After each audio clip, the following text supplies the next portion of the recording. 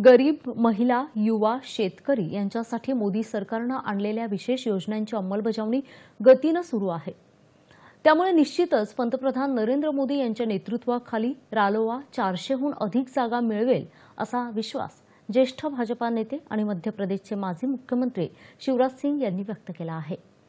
Maharashtra Lok Sabha cluster योजनेअंतर्गत शिवराज सिंग चौहान कोल्हापूर आणि हातकणंगले लोकसभा मतदारसंघाच्या दौऱ्यावर आले आहेत। त्यांनी कोल्हापुरात पत्रकारांशी संवाद साधला। भारताची ओळख ही यापूर्वी घोटाळ्यांचा देश अशी होती, ती आता पुसून टाकली आहे।